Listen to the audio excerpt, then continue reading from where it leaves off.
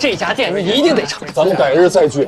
哎呀，查案归查案，吃饭归吃饭嘛。来，再怎么查案也得吃饭呀，对吧？找不到荣天岭一行，还有卓不凡，我是真没心思吃。谢了，兄弟。哎呀，咱们这不一直没停的在找吗？来，坐，给我坐下。你放心，啊，已经在所有的交通要道严密盘查。荣天令那帮子人，他只要敢露面，哎，就一定没办法跑掉。那好，先吃饭。各地寺庙的记载，尽快查到。一早就吩咐好了。来，不是。小二，点菜来了。两位军委，看看吃点啥？来，可劲儿点啊！小二，这俩招牌。起来！起开！站住！站住他！站住！这咋的了？哦，那几个是机关的会员。哦，有人不给钱呀？军爷还不知道啊，这机关新来了一批新人，据说都挺不错。老鸨呢，正准备调教这几个姑娘，结果有一个跑了，这会员追的就是。那这姑娘被抓回去，岂不是要遭罪了？可不是嘛！哎，你瞧，抓住了！你看这宫女真可怜。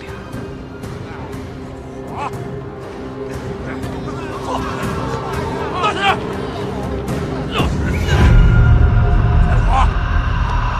走！地保兄。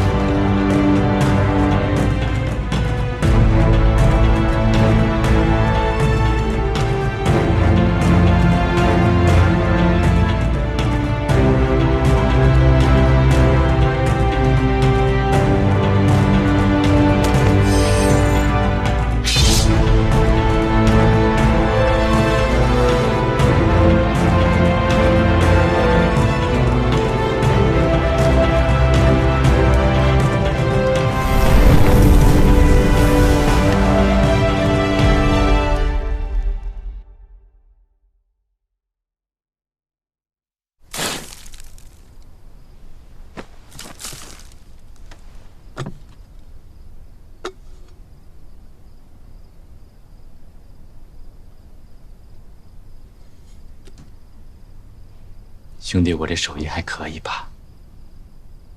手艺再好，你也不过只是修了个罐子，有本事把这底托也复原了。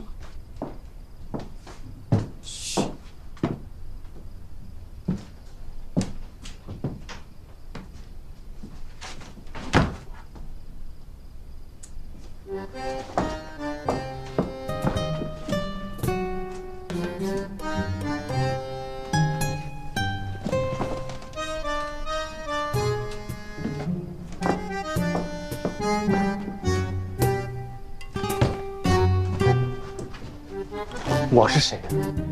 我是天才。天才这什么晓得？天才就是除了拉提，除了福星高照，除了天赋，除了……反正就是除了很多还有很多。总之就是惊人的、令人欲哭无泪的才华。你看你，听我说完吧。其实我已经知道瓷罐的出处了，只不过没跟曼三刀说而已。你知道了？我这不是一直想跟你聊聊，你呀就是坐不住。说。我呀，一直拿你当知己，可是你呀总是误会我。你要是不想我再误会你，就赶紧说。有大内高手、北洋新军，还有武林高手，都发了疯似的在找的东西，想必非同小可呀，肯定特别值钱。这是笔大买卖吧？要是这种大买卖我不能从中赚一笔的话，那岂不就是人生的遗憾、不幸、悲哀呀？那多不拉给！你说是不是啊？你是不是真的知道了瓷罐上的秘密？刘姑娘，你我相识了这么多天，我有说过半句吹嘘的话没有？你居然不信我！如今咱俩已经关在一起了，就不能互相坦诚、互通有无吗？这样，到底是什么买卖？你先跟我说一说，然后我再给你讲一讲瓷罐上到底有什么秘密。我说了你就说吗？君子一言抵万金，我洗耳恭听。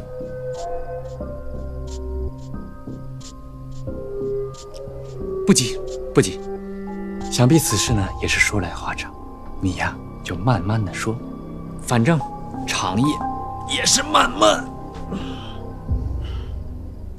那好，我告诉你，告诉我。我是同盟会的人。同盟会，乱党，逆贼。刘姑娘，这个话可不能乱讲啊！乱讲可是要掉脑袋的呀！我是带着使命来此的，来到山西就是为了寻找秘藏。你笑什么？你说你什么使命？来山西找秘藏？就算有秘藏啊，肯定也不在山西。这地方家家都有真本事，个个都有好东西。地底下有什么，早就留不住了，还秘藏呢？等等，宝藏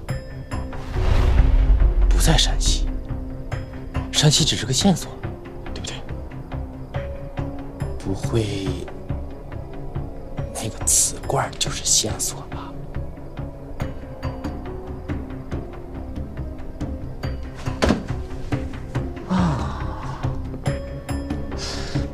六姑娘，咱俩得好好谈谈，这生意能做。先说一下盘子吧，就是这盘子有多大，咱们要找的秘藏有多大，到底值多少钱？李浩瀚，只要你把瓷罐上的秘密告诉我，我可以出最高价，一定不会让你吃亏的。少跟我说这些虚的，你还没我富。你不信？废话，从上海到山西这一路，你吃我的喝我，你那小行李我也偷偷翻过了。你才几个钱？我跟你说，我是同盟会的人。我知道。吓唬谁呢？同盟会是由要推翻封建统治、建立民主政权的孙先生领导的。你当我不读书不看报啊？我当然知道了。孙先生那是超级有钱的，你知不知道？孙先生，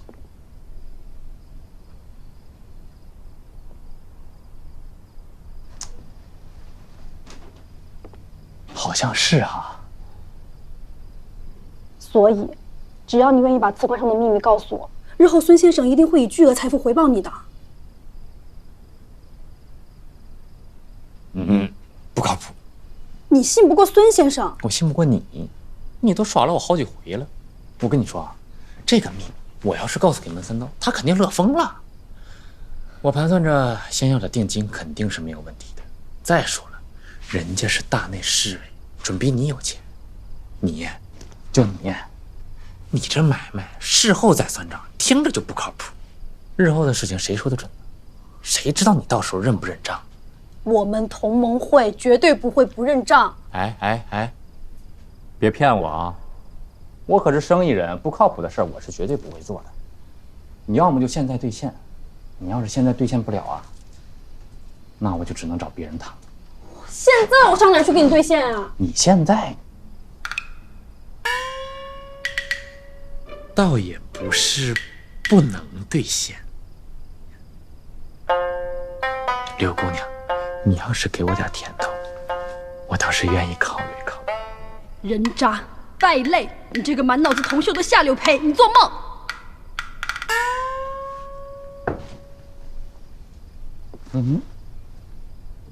做生意嘛，我开价你还钱，就算买卖不成，还有仁义在呢，哪有听个开价就骂街的呀？算了算了，柳姑娘，看来你也不想跟我做生意，我还是找门三刀去吧。等等，你不能告诉门三刀。凭什么呀？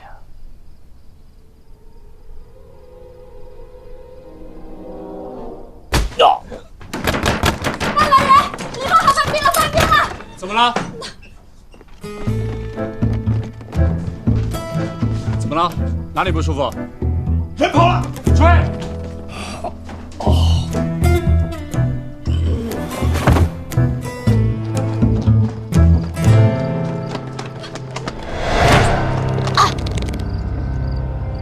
你听清楚，第一，你根本跑不掉；第二，卓不凡一行还在山西，落到他们手里，你只会更惨；第三，我给过你机会，你要是想走，就把所有关于宝藏的秘密全都告诉我，只要你开口，我立刻放你走，带回去。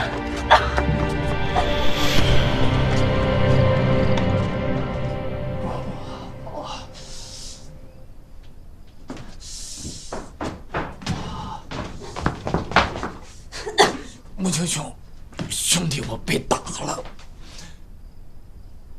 都给我看好了，再让他跑了，我砍了你们！穆青兄，我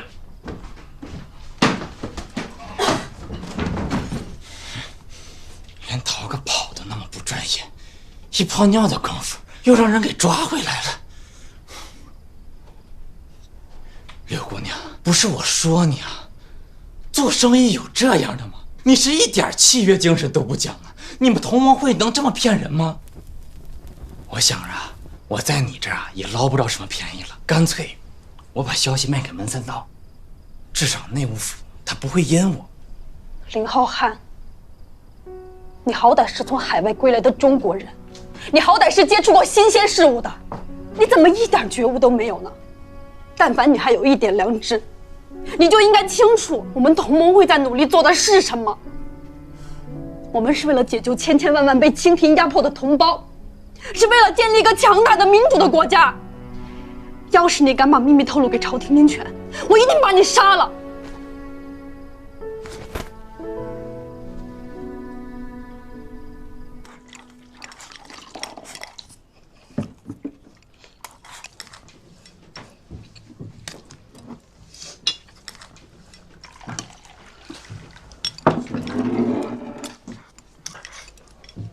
你这是几天没吃饭了？好几天了，一到安阳就被他们给抓了。你为什么不听我的话，待在客栈里？我去找你的时候，伙计说你已经走了。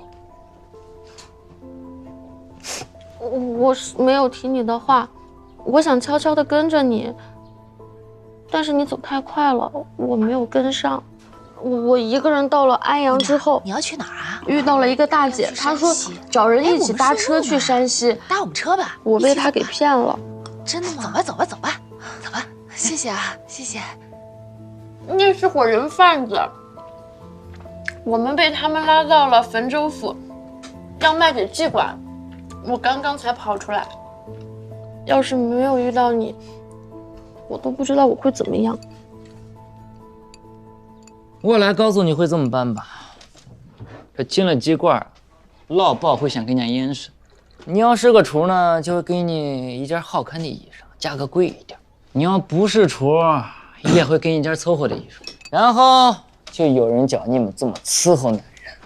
你要伺候的好呢，就不用挨打；你要伺候的不好呀，这打死都不奇怪。这不愿意伺候男人的呀，就会被绑起来。被这些鸡馆的男人折磨，折磨到你彻底麻木为止，然后你就开始卖身。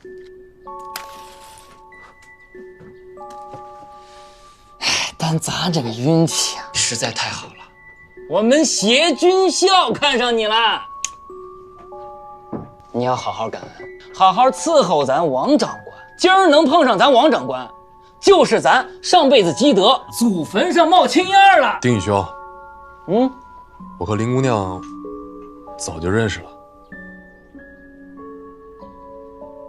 什么意思？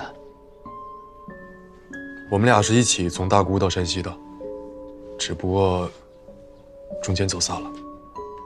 明白了。妈的，老子今天不要把你们给毙了！别杀人！英雄，算了。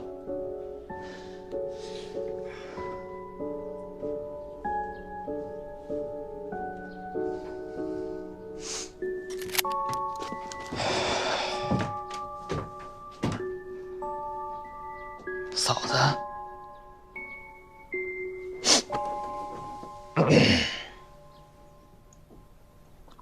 你又不信我？我信你，又不信你。那几个妓馆的户员我都查过了，确实如你所说一致，他们是跟着老鸨一起在人贩子那儿买的你。你手上的伤也确实是真的。虽然那几个人贩子没有找到，但此时你所说的一切，我都是相信的。你就是觉得一切都太巧了。是的，太巧了。我实话告诉你吧，就算没有那些人贩子，我还是会来汾州府的。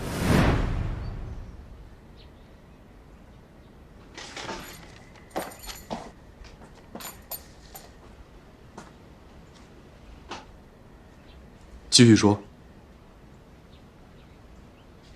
我知道，荣天岭、内务府，他们都在找宝藏，都没有找到，我也要找。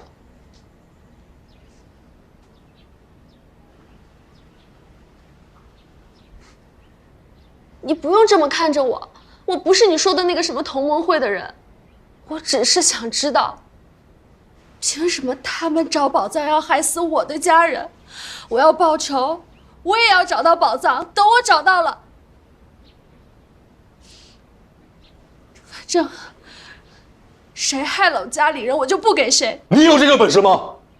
我没有，但是你有啊。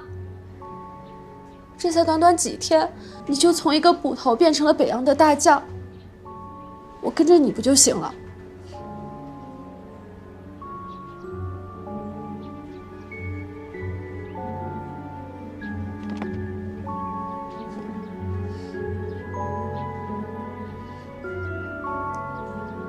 如果我没有北洋的枪呢？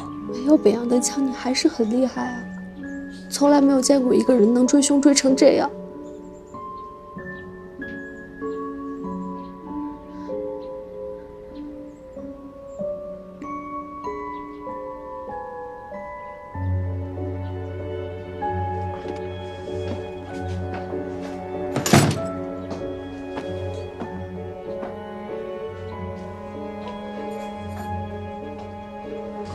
以前我不让你跟着我，是因为我保护不了你。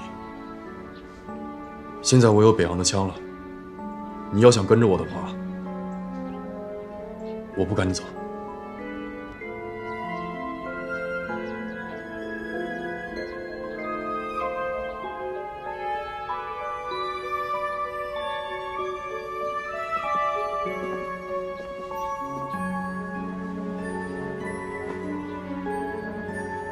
你也要赶他走位啊！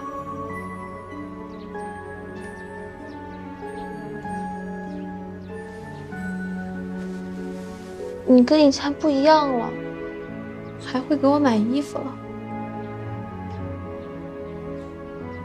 丁宇买的，他要不提我都想不起来。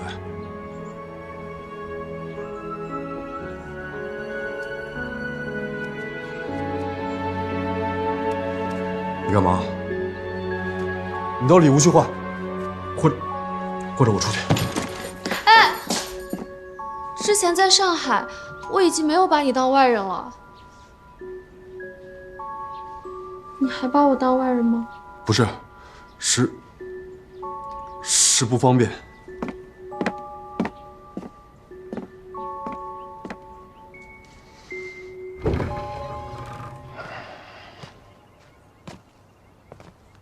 师伯，您不再多休养几日啊？大牢里这些年天天都在休养。我听幻觉说了你在做的事情，下一步去哪儿？回师伯，我还在想，日前我们确实在平阳墓穴找到一个舍利棺，但由于当时情况紧急，不得已将其毁去。那你知道了舍利棺的出处？是，弟子毁去之前，发现了底座上的印记。大南安徽寺。在想什么？既然有安徽寺的印记，就说明净坛秘藏很有可能就在安徽寺。而且我已经查过了，安徽寺远在山东。北洋和内务府现在都盯着咱们呢，还有一群日本人虎视眈眈，所以想要悄然前往的话，难之又难。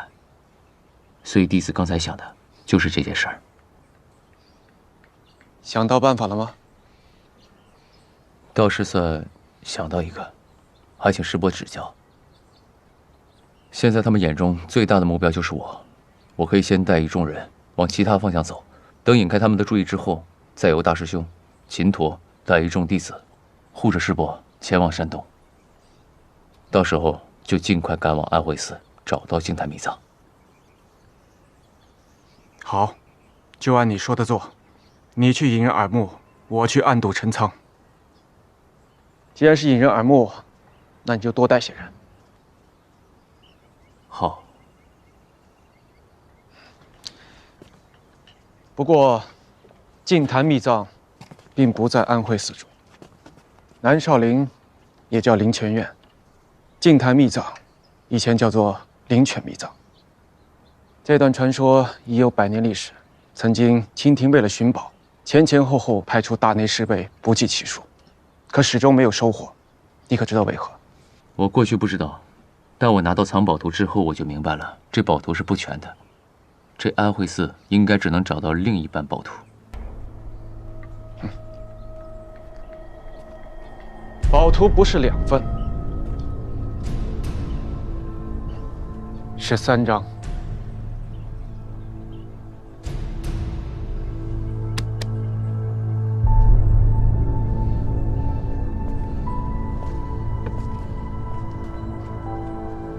康熙40年，3000御林军围剿南少林，僧兵遭屠，寺院遭焚。当时的方丈与禅院共亡。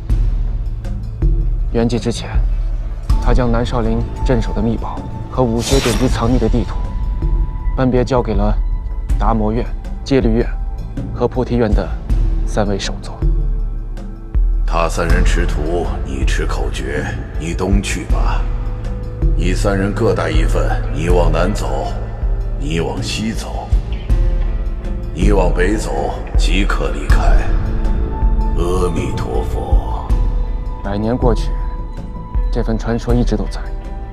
慢慢的，灵泉秘藏就叫成了净坛秘藏。3份宝图只有其一，难怪宝藏根本找不到。就算我们到了安徽寺中，找到了菩提院的那份，没有达摩院的，还是徒劳。就算你找到了3份宝图，没有般若堂的口诀，有图也是徒然。即便如此，我们还是得找下去。或许到了安徽寺，找到了菩提院的那一份，就能获得什么新的线索呢？去找吧，这个传说也该见见天日了。有3份宝图如此隐秘的消息，师伯您是如何知晓的？我离开的时候，你们都还小。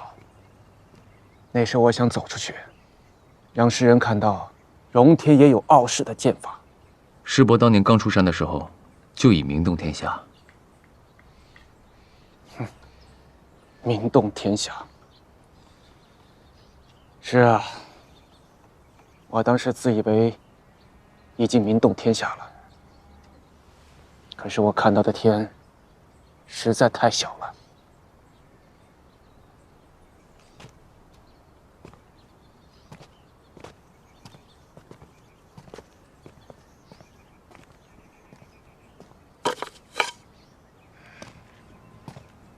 来，让我看看你的剑法到什么境界了。好，那弟子造次了。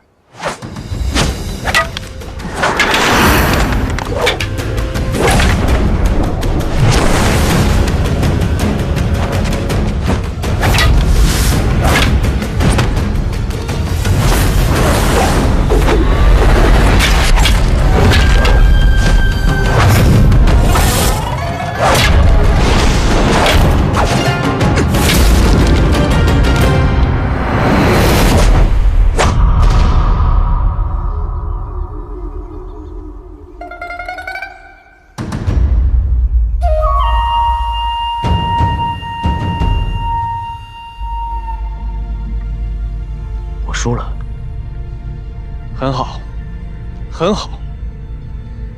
你比我那2个师弟强了很多，比我也厉害了很多。你做这个掌门，无可争议。但我输了。如果是用剑，输的就是我。我输在剑招上。刚才师伯用的不是融天剑法，这是什么剑法？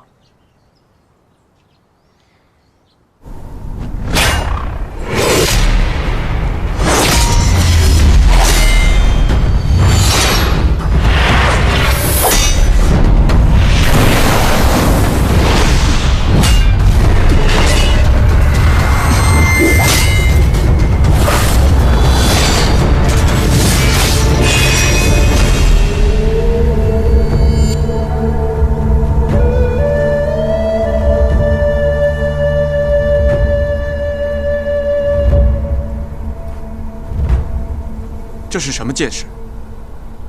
诸行无常。诸行无常，诸法无我，涅槃寂静。这是南少林菩提院的3法印鉴。南少林菩提院。在我自以为我名动天下的时候，认识了陈玉，在他的3法印鉴之下，荣天岭不堪一击。他也让我见识了天外有天。我们荣天剑派怎么可能会输呢？你觉得荣天岭不能输？我从未让荣天剑派输过。荣天剑派，不凡啊不凡，你跟我年轻的时候一样，听不得别人叫荣天岭啊。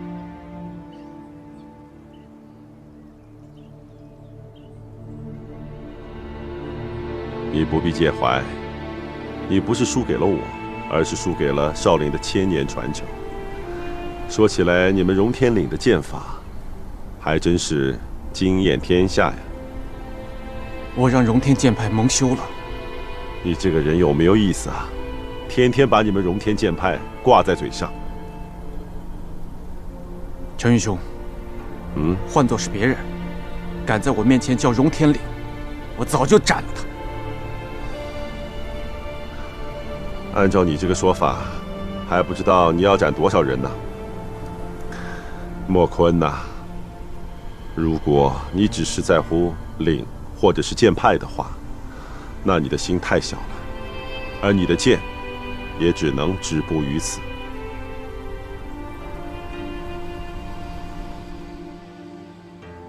那我该在意的是什么？天下第一又如何？门派弱，不是1、2个人就能振兴的。你看那些1000年门派，靠的是枝繁叶茂，靠的是传承有序。你的剑法再厉害，又能厉害到哪去？一个不会功夫的人，拿着火器，一样可以让你落败。你听不得荣天岭，是因为你根本就看不起荣天岭，所以荣天岭依旧还是荣天岭。陈玉一直居于塞外，因为他是受命北上隐藏宝藏的菩提院首座第3代传人。你刚才不是问我怎么知道宝藏的事情吗？就是他跟我说的。那如此隐秘的事儿，他怎么会轻易告诉师伯呢？他告诉我了又怎么样？连他自己都不知道达摩院和戒律院的传人在何处。我现在告诉你了，你又能找到吗？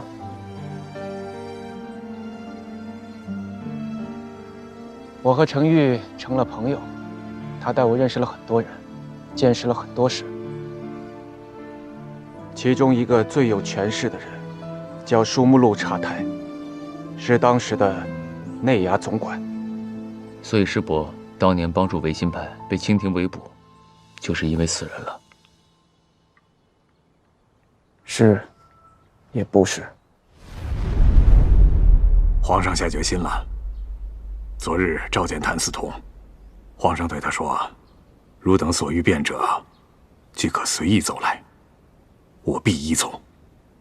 即我有过失，汝等当面责我，我必速改。”决心如此之大，决心越大，变数就越多。皇上要做的事情，还能有变数？有。皇上也不全然是皇上，若不然，也不用变法了。文人热血，也愿流血；侠客，就不应该让他们白白的流血。前程不知祸福，为志同者可并肩。二位大侠，此事绝无勉强。没有勉强，求之不得。虽然我不懂为什么要变法，但程昱兄要做的事情，我必跟随。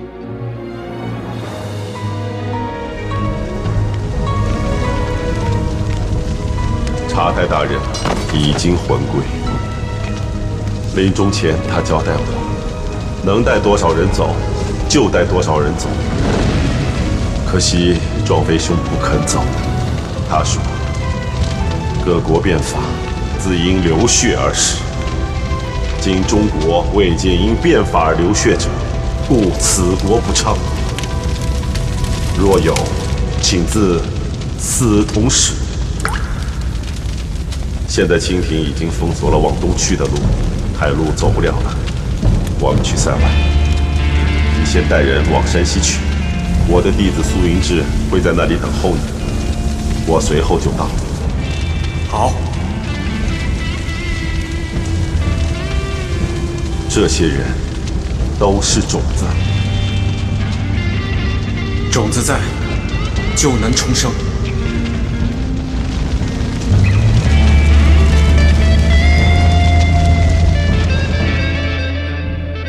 庄飞兄甘愿赴死，与他志向相像的人是种子，他的学生们是种子。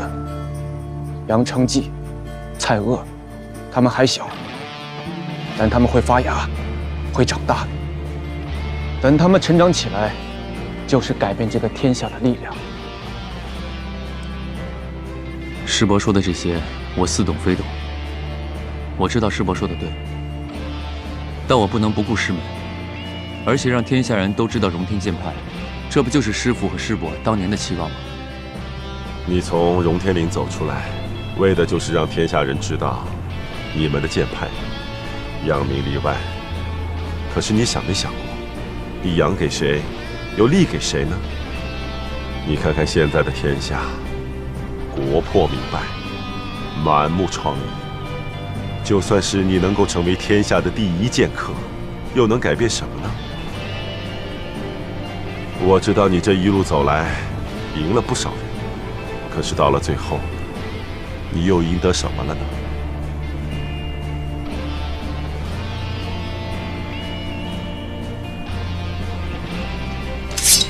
我们手中的剑是可以斩人，但是改变不了人心。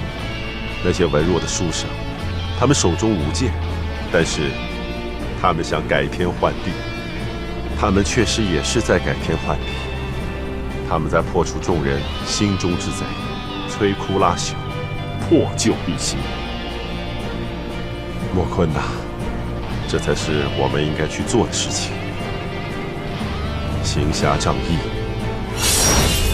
还有做什么比救国更能行侠仗义的呢？我之所以要跟你说这些，是因为我知道，你要重振荣天岭，秘密受命于齐亲王，我的确在帮齐亲王做事，不过只是一场交易罢了。那你知道交易的背后是什么吗？我离开荣天岭的时候，以为剑法可以改变一切，但是经历了12年前那场劫难，让我明白了一个道理：国若孱弱，民皆无助。剑法不可救国，剑派不能强国，唯有变法才能改变国运。时至今日，清廷已朽，唯有推翻重建，才能兴邦。不凡，我希望你能明白，倘若你能找到宝藏，献给王侯，不利于国民。只有交给那些真正能兴邦的人，才是大家所为，才是超世之。如此，就算荣天岭没了总坛，永远颠沛流离，也必定是天下第一剑派，定然千古流芳。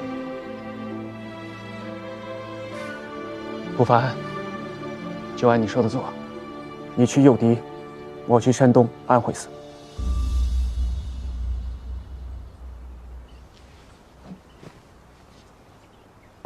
师伯，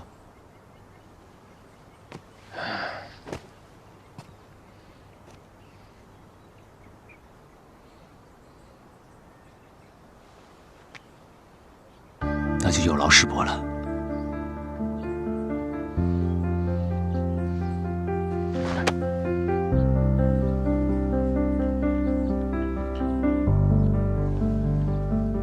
不凡，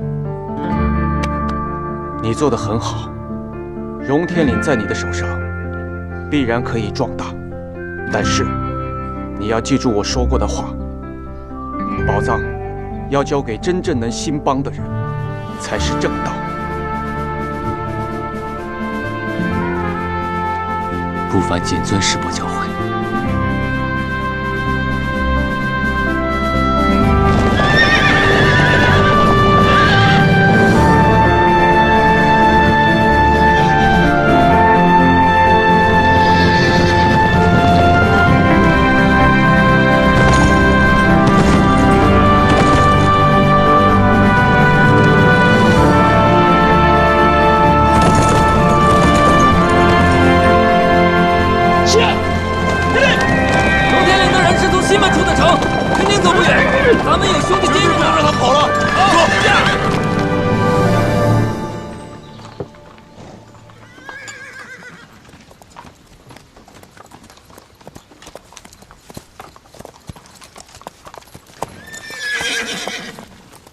北洋的衣服有这么重吗？走得这么慢，我都已经喝了2碗汤了，你才追到这儿来。继续，这。我去那边了。穆青大人如此悠哉的喝了2碗，是已经抓到人了？当然没有。那还不继续抓？卓不凡先前行踪隐蔽，一直毫无踪迹，今天却突然出现了，几乎是送到你我的眼前。这么大方，你不觉得有诈？管他有没有诈，先抓人再说。地保，你从大沽一路追击卓不凡，一直追到上海，又追到了山西，你倒是能追，但除了追，你也动脑子想一想。爬案断案不能仅凭一腔热血，要懂得变通之道。你之前轴的2次差点死在了卓不凡的手中，但那个时候你除了轴别无他计。如今你手里有兵，有北洋的枪，再这么轴，就是有勇无谋了。大沽命案是我的职责所在，我就是要追击卓不凡。在下不会，也不想顾虑太多。你先听我说完。卓不凡和霍秦一行向西而去，但于焕杰和秦佗并未在其中。那又怎样？你还不明白啊？得到了卓不凡的消息，我就追过来了。但是我发现这并不是荣天岭的所有人。卓不凡一行穿城向西而去，他要去哪儿？去吐蕃吗？我可不信。我停下来不追了，就是要看看他会不会改道。你派人监视了？那不是废话。所以，你怀疑荣天岭一行兵分2路，一虚一实。显然，不过这么简单的问题，你能看透，我也能看透。卓不凡不会想不明白，他就是要跟我们玩玩看，猜猜哪路虚哪路实。嗯。快点！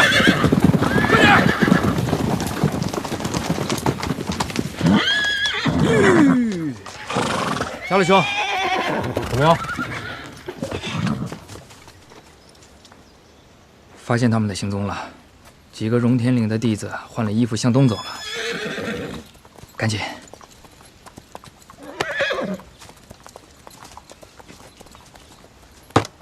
于万杰和秦陀他们一行，刚刚穿着汉服出现了，从城东门走，一路向东。再来碗汤。所以你觉得咱们应该分头追击？我又不傻，卓不凡之所以这么做，就是为了让我们分头追击。如果我们的兵力被分散了，不是正中计了？哟，开始懂得用脑子想问题了。那你觉得我们应该追谁啊？净坛密藏是荣天岭的首要目标，最重要的事情，按理来说，会由卓不凡亲自前去。你也说了，是按理说。按道理说，卓不凡不会蠢到想不到我们能看透这一点。所以卓不凡一行比较高调，并未隐匿行踪，穿着灵犀服饰就直接出现了，为的就是让我们发现。可是于焕杰一行也没藏住啊，这刚出城不就被你给发现了？那还是卓不凡。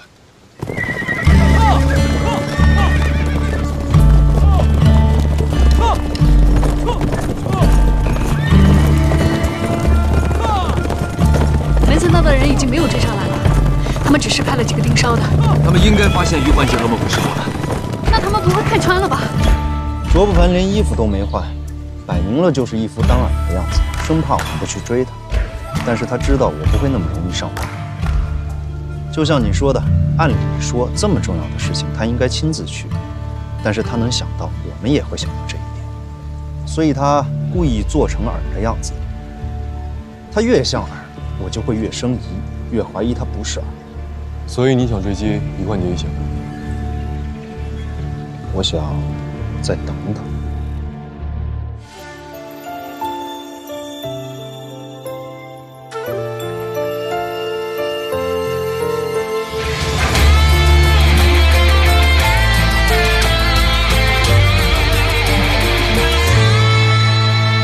雪莲间，风主导，生一身棱角。心若海，魂如桥，剩多少年少？叹一声缘渺遥，曾半生潦倒。江山着，谁人笑？莫负年华，莫负今朝。韶华是梦荒凉，干洒热血，写春秋不忘。难酬之中虚妄，心病10年，热血一样。